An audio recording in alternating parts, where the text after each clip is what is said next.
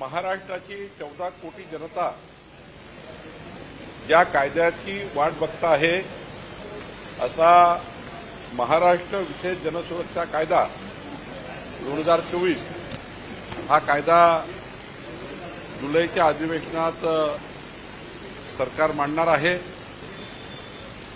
या कायद्यामध्ये जनतेचं मत पब्लिक डोमेनच्या माध्यमातून घेण्याचा आणि राज्यभर प्रचार प्रसिद्धी करून या कायद्याचा उद्दिष्ट आणि उद्देश सांगण्याचा प्रयत्न आम्ही महाराष्ट्राला केला।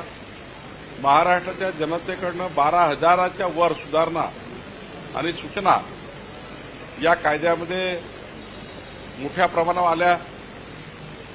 या समितीमध्ये खास करून माननीय आमदार जयंत पाटीलजी, माननीय जितेंद्र आव्हाडजी, शशिकांत शिंदेजी, सतेज पाटीलजी, नाना पटोलेजी, विजय वडेट्टीवारजी, अंबादास दानवेजी आणि आमचे सर्व आमदार त्या ठिकाणी या बैठकीला होते। 5 बैठका या कायद्याच्या सुधारणेबद्दल झाल्या। 5 बैठका या कायद्याच्या सुधारणेबद्दल झाल्या आणि मला आज या ठिकाणी आपल्याला आनंदाने सांगायचं आहे की आज अंतिम बैठक झाली आणि या ठिकाणी जो अत्यंत महत्त्वाचा कायदा कळव्या डाव्या विचारसरणीच्या संघटनांना व यासारख्या संघटनांना मदत करणाऱ्या आणि या बेकायदेशीर कृत्यामध्ये सहभागी होणाऱ्या या संघटनाकरता हा कायदा आहे।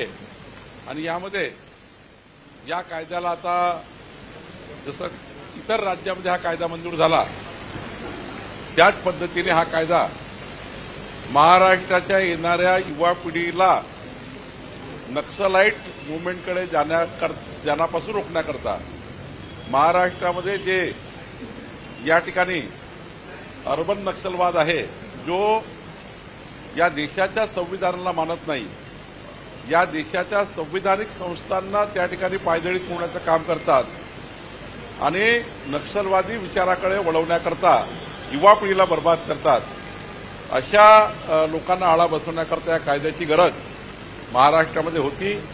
आणि मला वाटतं आता याच्यामध्ये ज्या सुधारणा केल्या आहेत राज्याचे माननीय मुख्यमंत्री देवेंद्र फडणवीसजी हे हा कायदा सभागृहात आणतील आणि मला वाटतं या राज्यातले सर्व 288 आमदार, सर्व पक्षाचे आमदार विधानसभे आणि विधान परिषदेमध्ये या कायद्याला मंजुरी देतील।